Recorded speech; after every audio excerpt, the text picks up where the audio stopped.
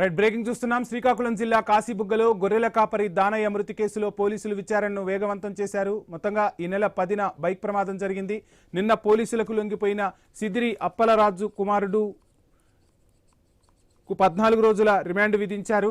మాజీ మంత్రి వైసీపీ నేత సిదిరి అప్పలరాజు కుమారుడు అరవ్ సిద్ధార్థకు 14 రోజుల రిమాండ్ విధించింది ధర్మాసనం. వారిని శ్రీకాకుళం సమీపంలోని ఆంపోలు జైలుకైతే తరలించారు. సిదిరి అప్పలరాజు కుమారుడు అరవ్ నిన్న పోలీసులకు లొంగిపోయాడు. ఈ నెల 10న బైక్ ఢీ కొట్టడంతో గొర్రెల కాపరి దానయ్య మృత్యువాత పడ్డాడు.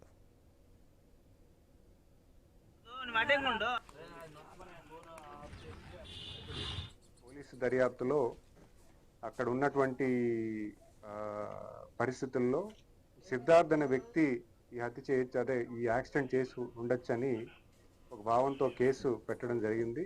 ఆ కేసులో వాళ్ళు స్టేషన్ బెయిల్ తీసుకుని వెళ్ళడం జరిగింది.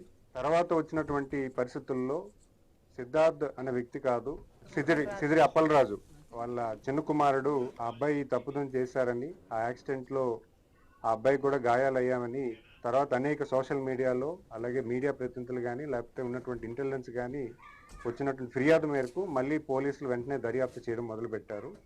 తప్పు చేసే తప్పు ఏం జరిగింది, ఎలా జరిగింది అనేది మేము కూడా చింతిస్తున్నాము. అబ్బాయి కుర్రోడు 19 ఇయర్స్ అబ్బాయి, రెండో అబ్బాయి, అది ఏ రకంగా యాక్సిడెంట్ జరిగింది అనేది, ఆ అబ్బాయి తప్పు ఎంతవరకు ఉందనేది మనం మాట్లాడకూడదు.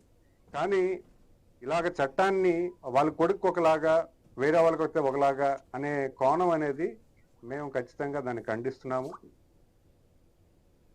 3 రోజుల క్రితం రాత్రి ఇండస్ట్రియల్ ఏరియా కోసంపురం జంక్షన్లో రాత్రి 9:32 ఒక 40 సంవత్సరాలు ఉన్న పశువుల కాపరిని ఒక బుల్లెట్ బండి నడుపుతున్న ఒక యువకుడు గుద్దాడు. అతను అక్కడ స్పాట్ డెడ్ చనిపోయాడు అన్నది మరుసటి రోజు ఉదయం అందరికీ తెలిసింది.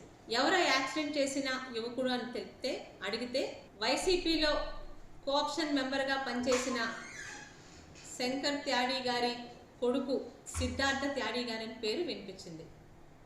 పోలీసుల పనులు పోలీసులు చేసుకుంటారు, దాని మీద అంతవరకే వివరణ తీసుకొని మేము మా పనుల్లో బిజీగా ఉన్నాం.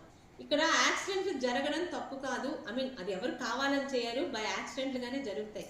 కానీ యాక్సిడెంట్ జరిగిన తర్వాత ఒక ప్రజాప్రతినిధిగా మాట్లాడితే మైకులు పట్టుకొని నీతి నిజాయితీ అని బల్లలు గుద్దేసి మాట్లాడే అప్పలరాజు గారు చేసిన పని ప్రజలకి, ముఖ్యంగా మా పలాస ప్రజలకి ఖచ్చితంగా తెలియాలి.